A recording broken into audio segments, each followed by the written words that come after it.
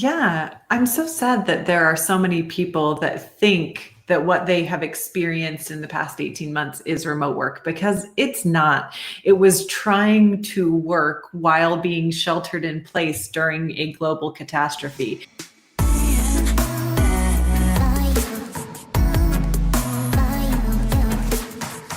Laurel, thank you so much for joining us today. How are you?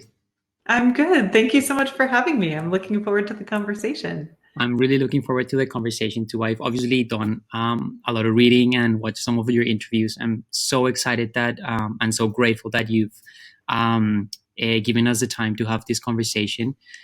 Thank you. I'm flattered. Where are you joining us today from? I live in Connecticut in the United States, so I'm in the Northeast in between New York and Boston. Awesome. Well, we're in Sydney, Australia, so we're managing different time zones, but we've made this work, which is super exciting. I don't want to spend a lot of time taking away an intro from you because I feel like you'll be in a better position to do that. So why don't you tell us a little bit about your background, what you do, and we can get started. Sure.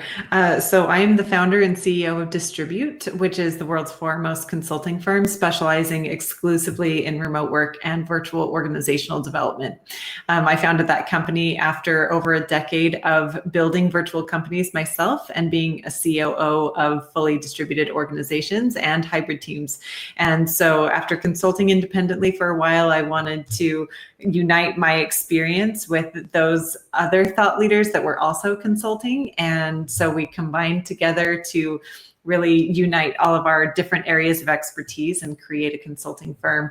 And so we have been very, very honored to help as many governments and organizations throughout the world really understand what it means to embrace remote work, especially over the past 18 months. So, whether they're converting operations to be from physical to virtual and becoming a digital first organization themselves, or understanding how to adjust their products and functionality and marketing messaging to include remote workers, or to write legislation for remote workers, or use virtual jobs to solve socioeconomic problems. We do a little bit of everything and love every second of it. It's incredible to think that you've been doing this for such a long time, especially, I mean, like 10 years ago, where I don't even know if remote work was a thing. Like it had actually a name, or It wasn't. I'll just spoil that surprise right there. No, I myself didn't. So I started about 15 years ago. I did not discover even the term remote work until not even 5 years ago. So yeah, it was a long time of a lot of sacrifice of just understanding that you don't have to have an office in order to stay productive as a team, especially as technology continued to evolve and enable that to happen. So yeah, the processes were there before a lot of the terminology, but teleworking and telecommuting has existed for half of a century now. It's happened since the 1970s. So I'm definitely not the first, but I was an early adopter, that's for sure. I can imagine it's been an incredibly exciting 18 months, the past 18 months for you, as the demand for people like yourself and your organization increases. The first question that I have for you is something that we discussed during the prep for this interview that I found super insightful, and it kind of makes sense. But we've been so focused on like rushing to remote work that we really haven't have a time to think about what it looks outside from a pandemic or without the pandemic lens. So you often talk about what makes pandemic remote work different to the actual remote work. Can you tell us a little bit about that and what the differences are? Yeah, I'm so sad that there are so many people that think that what they have experienced in the past 18 months is remote work because it's not. It was trying to work while being sheltered in place during a global catastrophe. And so, where I think in a normal circumstance, they would have had a very positive experience, they're getting the worst experience possible. You know, they're saying, oh, I miss my friends and my family. I feel so isolated. I'm so burned out because there's nothing else to do other than work. And so I work all the time. I'm stressed about having my children in my office and being interrupted by them all the time. And that's where we have to really remind them that typically that doesn't happen. This has been a very, very stressful and atypical year and a half for me as well. And I've been doing this for a decade and a half, you know, like this is very different in every circumstance. So we really need to understand that socially and as a global community, this was a contingency plan. This was not normal remote work. And as our communities and economic futures continue to strengthen, it will get more normal, and they will start to see opportunities for work-life balance. You know, you're not going to feel isolated because you're going to have some hobbies and you're going to be part of your community and you're going to go see friends and family, and then you can have a retreat with your coworkers. Like, there's balance in all of those things. So yes, there's on an individual level, there's going to be a big difference, and there's going to be a big difference on the organizational level as well. You know, what we have implemented thus far is a workplace change. We enabled our workforces to work from a different place. And again, that was great as a contingency plan, but really operating as a location irrelevant business is different. That requires updates to learning and development, to tools, to work models and processes. Like, all of those have to be adjusted in order to really be location irrelevant. So there's work ahead for companies that are looking to do this sustainably. So how would that look like once organizations, and it's happening already, they're trying to embrace flexibility as much as possible. What are the first things that organizations need to consider so that we actually can start experiencing the benefits of actual remote work? Mm-hmm. Well, I think the very first thing that every organization needs to do is write a remote work policy. I mean, everybody just kind of sent everybody home and said, let's just try to survive as a company. And that was what we needed to do in the moment. And there's nothing wrong with that. However, it does now need a deeper conversation in order to support sustainability. If we're going to do this long term and not just go back to business as usual, if we're going to become a hybrid team, or if we're going to become a virtual first or a digital first organization, then that's where we need to really have deeper conversations about what am I going to do as an employer in order to support you as an employee, and what are you as an employee going to do to make this work for me as an employer, and how are we going to mutually agree to those terms that require updated performance expectations, updated tools, updated employee experience requirements, participation in different rituals and everything. Like, all of that needs to be updated. So remote work policy is a great place to start, to just identify, how is this going to look different than work used to be in the office, and do we both agree to those terms? So it's setting expectations and making them quite clear for both parties, the employees and organization. Mm-hmm. Yep, absolutely. Which sounds quite easy to say, but it's obviously hard to put in practice. And I mean, like, getting started and just starting to write that documentation or put that documentation into writing, it's can be a complex process.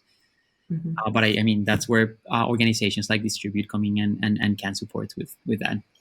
Yeah. So one of the things you mentioned there was tools, right? Or technology. If we want to give it another word, what is the role in technology when we think about remote work and enabling individuals and organizations to be their best now that they're thinking about a more flexible work environment? Yeah. tools really become our offices as virtual teams.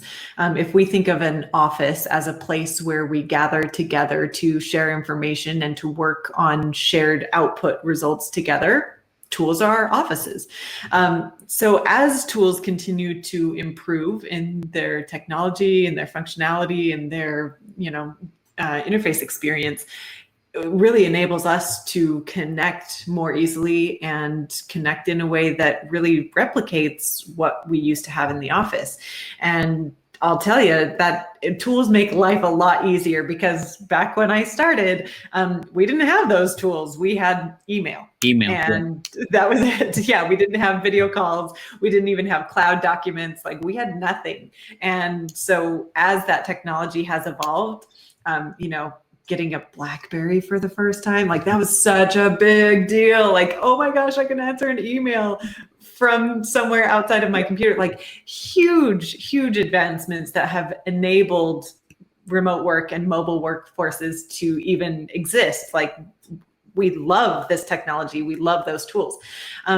However, where most people stop is they expect the tool to do the job for them. And that doesn't work. And that doesn't make sense, because again, if we're thinking about these tools as our office spaces, that's like walking into a building and saying, okay, I'm here. Great results are now going to happen. Yeah. It's like, no, that's kind of the problem, is that we need to be more focused on how are we using these spaces that we share in order to create better connection, better productivity, better creativity. That's usually the conversation that I have to have with leaders and businesses as a consultant is, yes, I'm going to make this recommendation for you, and this tool can really help to facilitate these types of objectives that you're hoping to achieve. However, it's not the tool's job to manage people, it's your job. So use the tool to enhance your performance as a manager. The next question that I have for you is something that has to do with, there are multiple benefits of flexible work, but it also comes, or remote works also comes with the fact that it creates this second-class citizen effect in some of the employees inside an organization. And that comes from not having access to all the documentation, or lack of transparency, or many reasons. What are the things that organizations can do, and also employees can do, to avoid falling into this scenario? This is a very high risk for almost every single organization, and they don't know it yet. So this is going to really be the downfall of companies that want to adopt remote work, and it starts to blow up in their faces and they don't know why. It's going to be exactly this that you're talking about. So the more that we can create a location irrelevant organizational model in which everybody has access to all of the tools and resources that they need to be productive, no matter where they are, that is what's going to enable sustainable success. Because when we operate as a co-located organization or a physical company that has business as usual in the office, and then there are some people that do not have access to that information and do not have visibility into what's happening in the office, that is when that discrimination happens. It's an imbalanced employee experience of accessibility to information that eventually can snowball into bigger problems like career stagnancy and even discrimination, and becomes a liability for both the company and for the employee. So what we want to do, instead of saying, well, some of us are going to go back to the office and some of us are going to be remote, we need to stop thinking about location at all. The more that we say somebody's going to be here and somebody's going to be here, that is the problem itself.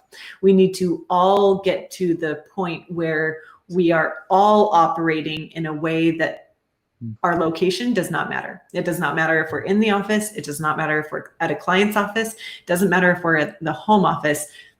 all of us are going to have all of the access to all of the resources, to the people, to the information that we need to stay productive. So that's why the concepts and principles of fully distributed organizations are so popular right now.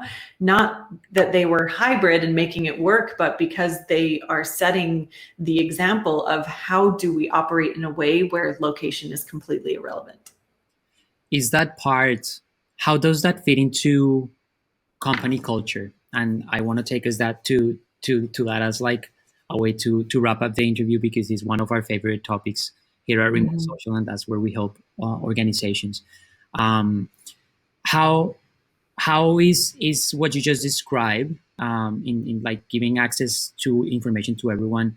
How does that fit into a company culture so that people feel included and part of like a larger plan? It's just like I'm here in my little corner of the planet trying to do my best with the tools that I'm given. Yeah. So culture is not about the perks and the benefits that everybody thinks it is, right? Those are expressions of culture. But culture itself is about the personality of a company. It's about what unique experiences you can have by participating in engagement with this organization that you can't have by engaging with a different organization. And so the more that we focus on that, the more that we identify and really unlock the fact that remote work is not a culture. And that's a mistake that a lot of companies are making is, oh, well, we have a great culture because we are remote. And that's completely inaccurate. That's not seeing the wood for the trees, right? Like we really, really need to take a bigger step back and identify what remote work looks like at one company can be very, very, very different than what remote work looks like at a different company. So we really, as a community, need to start having a much louder conversation about what is virtual culture and what does virtual employee experience look like at this company, and how does that differ than virtual employee experience at this company.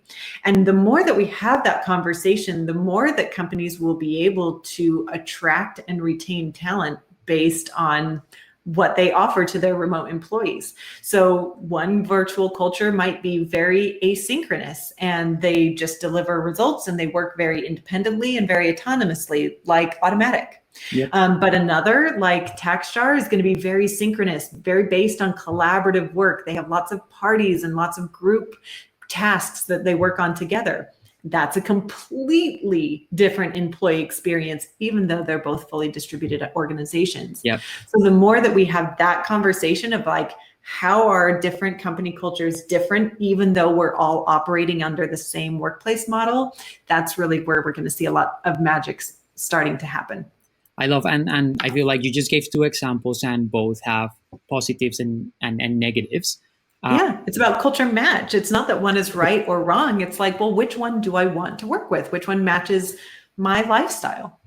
Love it. And I think that's one of the things that are important for people like listening or watching this interview, is that there is no one right way to do this. There are multiple or a couple. It's just, I believe it all comes down to what we discussed at the beginning of the interview, is like documenting, setting up policies, being transparent, and then rolling out whatever you think will work for your organization. And I guess experiment. If it doesn't work, go back. And I'm pretty sure you've gone through that process many, many times. Yes, I completely agree. And yes, that is one of my favorite conversations to have with companies, is not just how are you going to adopt remote work, but how are you going to customize and leverage remote work for your organization. I would love at some point to have a more deeper conversation on that specific topic, if you don't mind. So, but we'll leave that for next time, because we're running out of time and I want to be obviously super respectful with your time. Laurel, thank you so much for joining us today. Thank you so much for having me. It's been wonderful to get to know you better and talk about my favorite things. Talk to you next time. Thanks so much. Bye.